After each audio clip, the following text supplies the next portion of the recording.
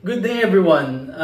Today we're going to discuss fuels and combustion and pumps with me, Mr. Abella J, with my group leader Camacho Mark, and my friend Carlos Padilla.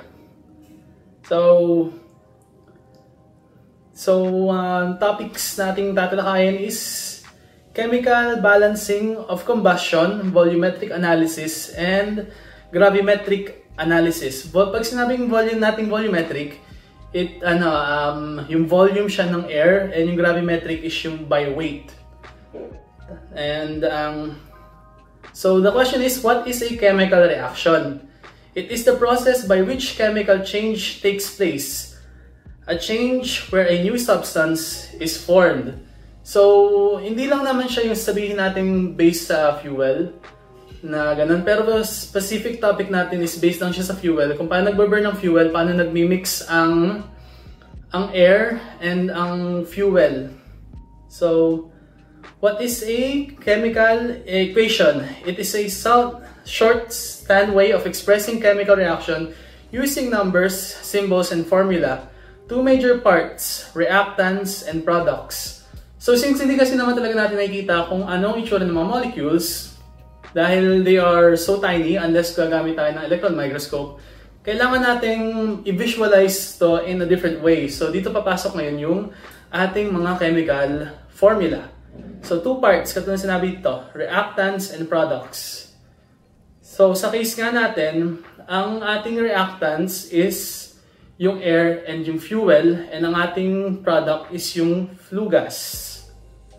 Kapag sinabi naman nating reactant, ito yung ating starting material or yung mga substances that changes during yung process. And yung products is yung mga bagong substances and yung result ng chemical reaction. What is hydrocarbon fuel? It's a compound containing carbon and hydrogen in elemental form or compounds, which in rapid chemical union with oxygen produces combustion. The chemical formula of the hydrocarbons is CnHm, where the subscripts depends on the hydrocarbon family. N and M are the number of atoms. Common hydrocarbons or the alkane group. So familiar naman kayo sa methane, ethane, propane, butane, pentane, hexane, heptane, octane, or the gasoline, nonane, decane, dodecane, disolene, and cetane. So, the alkane group of methane is CH4, the ethane is C2H6, propane is C3H8, butane is C4H10, then the pentane is C5H12, the hexane is C6H14, heptane is C7H16, octane or the gasoline is C8H18, nonane C9H22, then the decane is C10H22 also. Then the dodecane is C12H26, then the disolene, which is the C16H32, and lastly, cetane is C16H34. Then the chemical equations. What is chemical equations? The chemical formula of the hydrocarbons is CnHm, where the subscripts depend on the hydrocarbon family.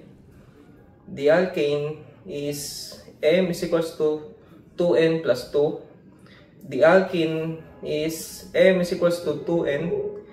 Then the alkyne is M is equals to 2N minus 2. So for our next topic, the chemical equation. So sa chemical equation natin, meron tayong tatlo klaseng chemical equation depending sa circumstances ng pag-process ng combustion. So meron tayong 100% air, or tinatawag din siyang theoretical air, or the stoichiometric air. And meron din tayong combustion with excess air and combustion with incomplete combustion. So una, sa ating 100% air or the theoretical air, meron tayong fuel na CnHm and plus A, the subscript or the number of moles, times the O2 plus 3.76 N2 or the stoichiometric air. So, ang product niya naman ay magiging BCO2, ang B ang number of moles of the carbon dioxide plus the water times the number of moles or the C, and plus the A times 3.76 N2 or the flue gas or ang kanyang product. So for the second circumstance, when we have the excess air, meron pa rin tayong ang ating fuel na CnHm. So ang pinagkaiba ng stoichiometric air sa with excess air ay magka-times ka lang ng 1 plus E. Sa product naman, sa CO2, sa carbon dioxide and water, same lang din siya sa theoretical air. But pagdadagdag tayo ng A times E times O2 sa flue gas and magdadagdag din tayo ng 1 plus E sa A times 3.76 N2. So ang last naman doon ay the incomplete combustion. So same lang tayo sa reactant products. Magbabago lang tayo dito sa ating product. Ang magbabago lang naman dito ay dito sa carbon dioxide, magiging carbon monoxide na lang siya. So ang nire-represent ng mga ABC na to is yung number of moles obtained through chemical balance. Yan. So ang next natin is the chemical balancing. So sa chemical balancing, meron tayo ditong theoretical air. So ang kailangan natin mabalance dito is yung number of moles. So dito meron tayong fuels, which is CnHm. So kung mapapansin natin sa carbon, ang meron lang carbon is ang C dito sa fuel, and sa product naman is yung carbon dioxide. So kung i-balance natin, ang N dito is dapat equal lang siya sa B. And sa hydrogen naman, which is M, this is M, is sa product ay kukunin natin siya sa C/2 dahil dito ito ang kanyang subscript. And dito naman is wala siyang 2 na subscript, kaya M equals C/2. Sa oxygen naman, ang A or ang magiging number of moles niya is equals to 2B plus C all over 2. While sa nitrogen is walang pagbabago, which is A pa rin times 3.76 N2. So sa methods naman of fuel analysis, meron tayong dalawa, which is volumetric or molar analysis and gravimetric or ultimate analysis. So volumetric or molar analysis, it represents the percent or fraction of its constituents by volume or moles with respect to the total volume of mixture measured at the same temperature and pressure. So sa equation naman ng volumetric analysis, ang percent by volume of a gas is equal to the volume of that certain gas, or volume or number of moles of that certain gas all over the total volume or over the volume of the number of moles of the mixture. So sa next naman is the gravimetric or ultimate analysis. This represents the percent or fraction of its constituents by weight or mass with respect to the total mass of the mixture. So sa ating equation, ang percent Gx is equal to the percent Vx times sa molecular weight of a certain gas all over the molecular weight of the mixture. let's move on to the problem solving. Problem number 1, in an auto engine, liquid octane fuel is burned with theoretical air. Formulate the chemical equation and determine the ideal air-fuel ratio by weight. So, by weight lang kukunin natin. So, first, kung i-ano muna natin yung kanyang chemical equation.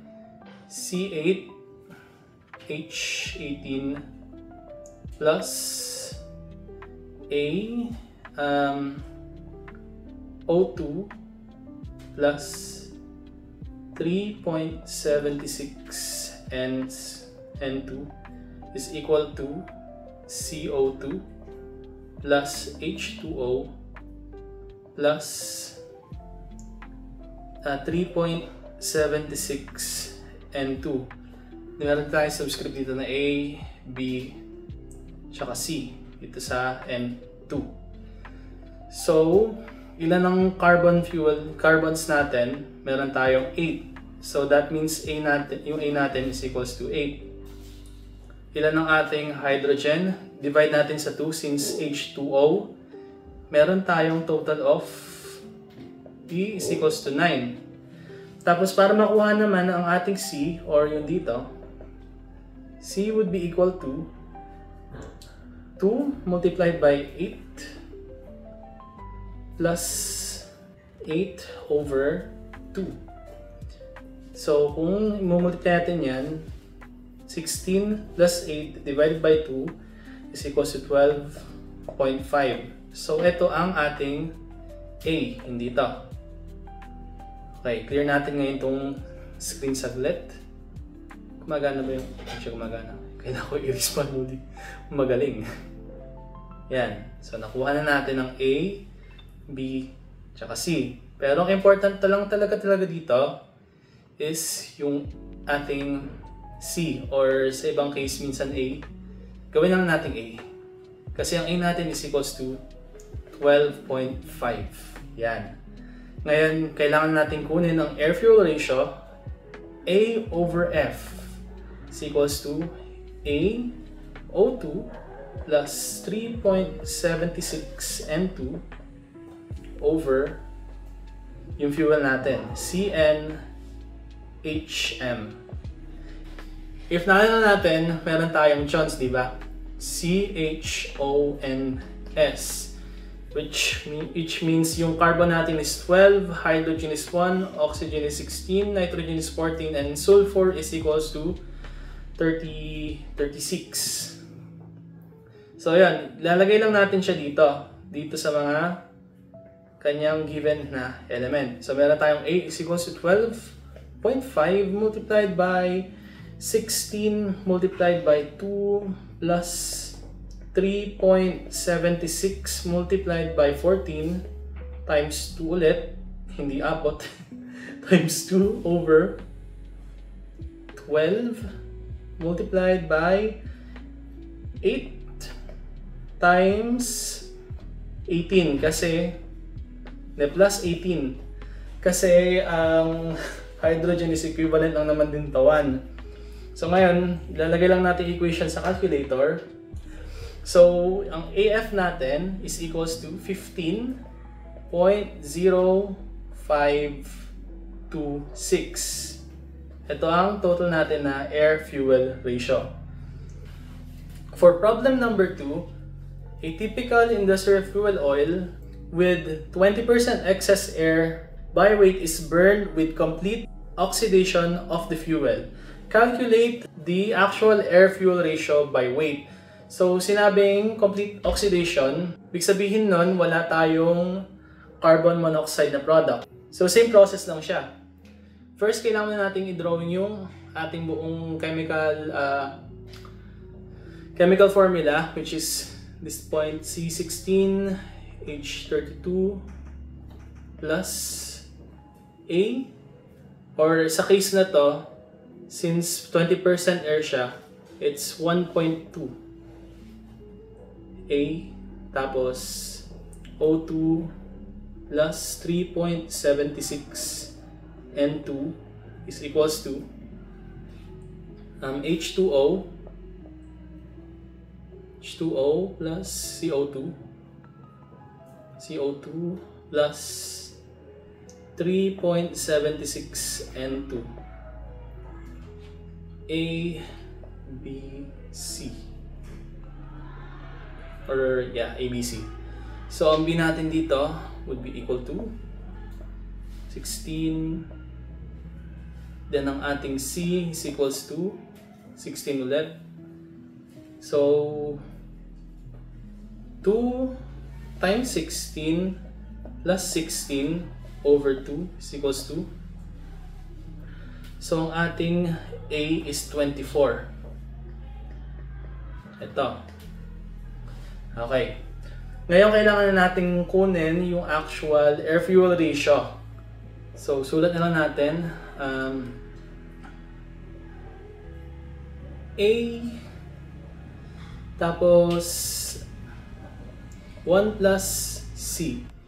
This is equivalent to 1.2. Tapos O2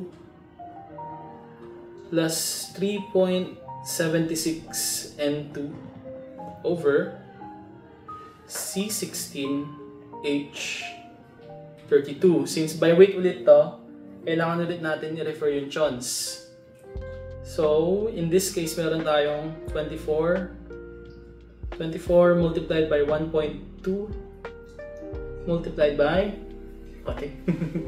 16 times 2 plus 3.76 multiplied by 2 multiplied by 14 all over 12 multiplied by 16 plus 32, which gives us 17.6503. So yun ang ating actual na air-fuel ratio kapag meron tayong excess air of 20%. Okay, so let's start.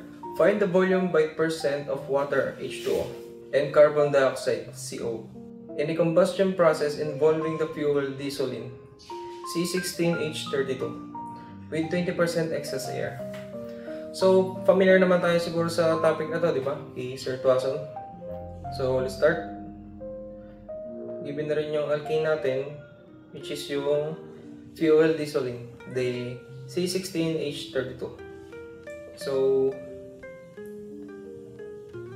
C16H32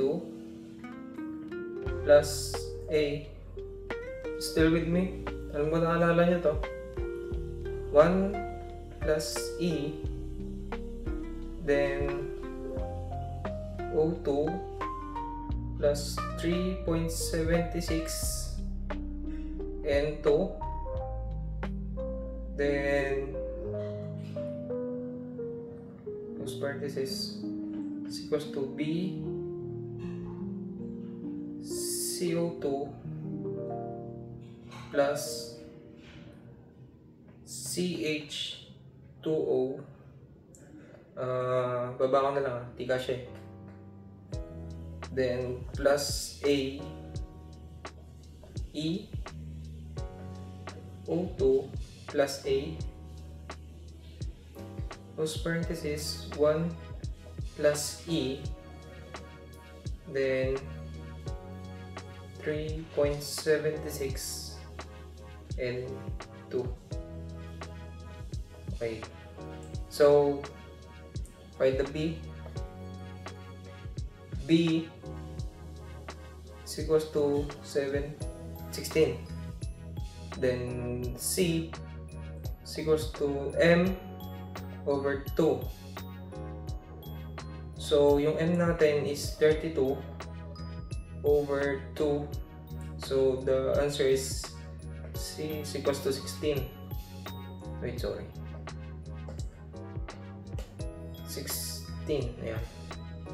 Then A is equals to 2B plus C all over 2. Then 2 over B is 16 plus 16 all over 2. So compute natin.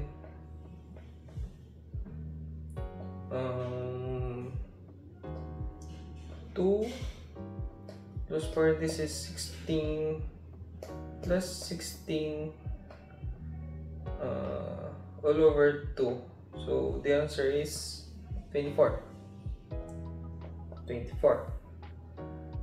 Okay. So cancel muna natin.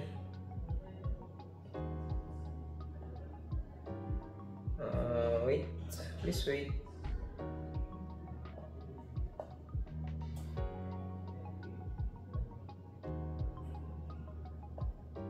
Next, our moles. Our moles is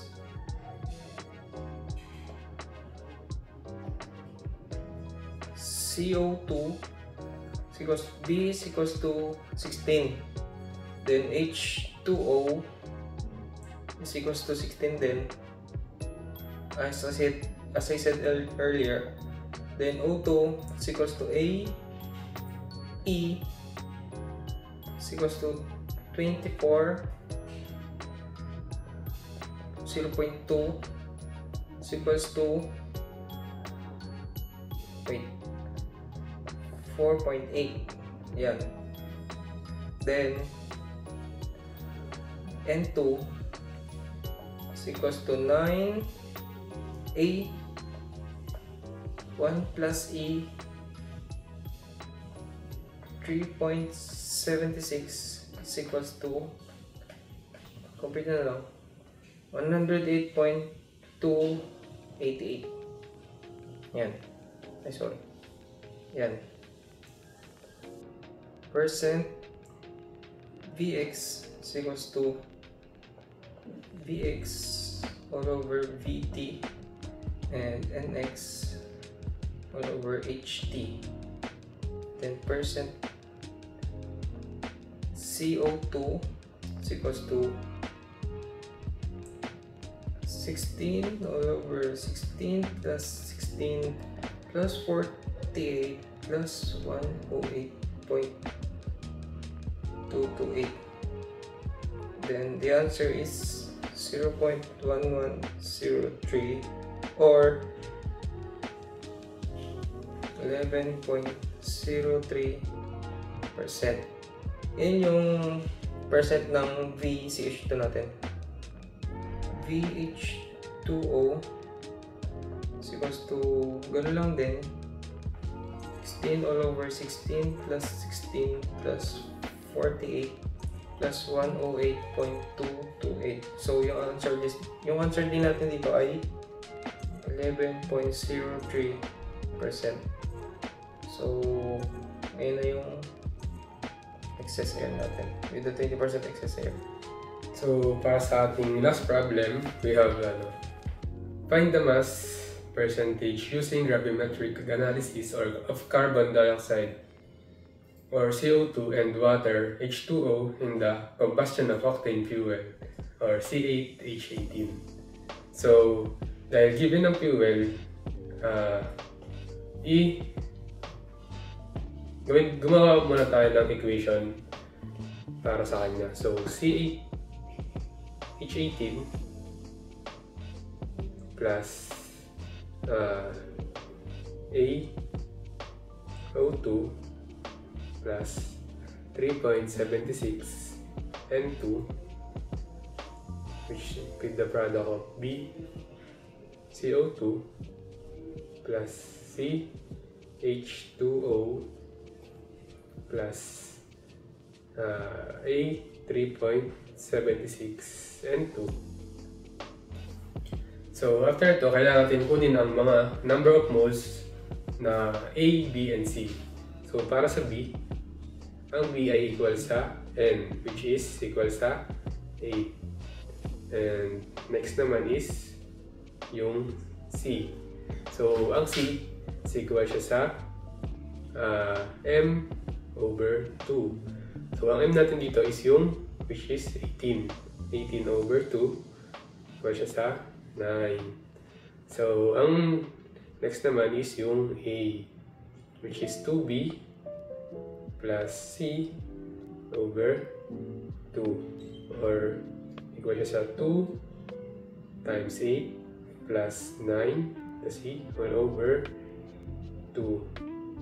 So pag kinalculate natin yan, so 2 times 8, 2 times 8 plus 9 all over 2 is equal to 12.5.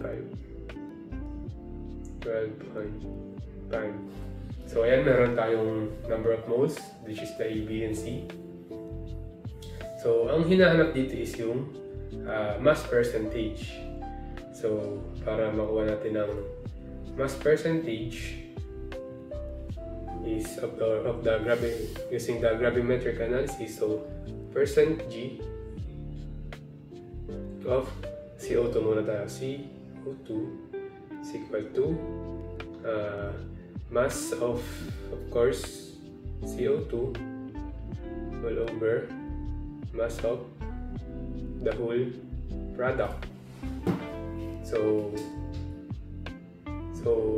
ang mass ng CO2 is makukuha natin siya sa product natin na BCO2 is BCO2 all over sa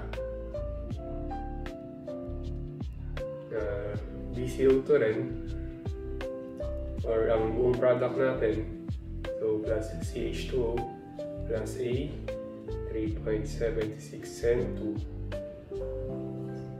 So para makuha natin yan, substitute na tayo ngayon. B is equals to 8 times, so ang C, ang molecular weight ng C is 12 plus O naman is 16 times sa subscript niya na 2.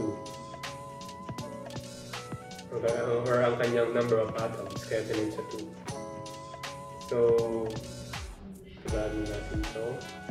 Next naman is copy lang natin siya for the BCO2 rin.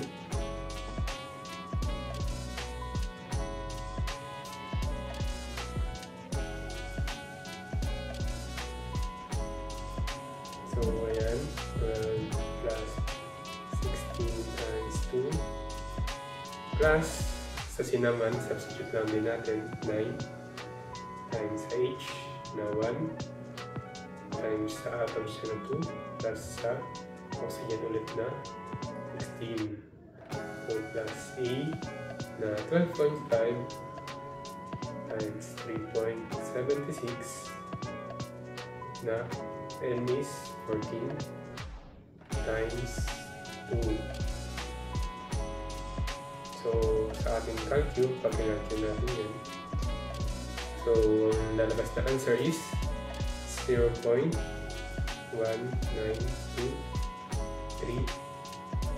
or equal din sa 19.23%. Yan. So, iusog muna natin siya para makapagsolve pa tayo sa ibang problem. So, kaya siyang iusog. Ito muna. Yan. Tapos, next natin is yung percentage naman ng kung CO2 yun, H2O. So, ganun lang din ang process. Ganun lang natin ang weight niya based sa product niya. So, C, H2O all over sa product na B, CO2 plus C, H2O plus 3.76 A and 2. So, C is 9 times H na dahil 1 lang yan times 2 number of atoms plus O na 16. Yan. All over. Pwede ito i-copy to actually. This one, yung denominator niya. Ito denominator niya. Kasi ayun lang total mass ng product.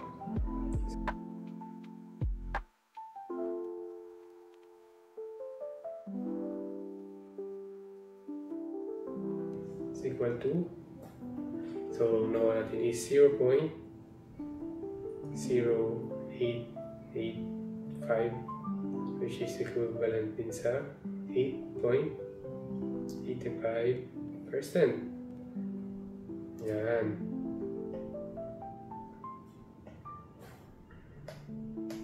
I-box na lang natin siya. Ay, wag na pala. I-highlighter na lang.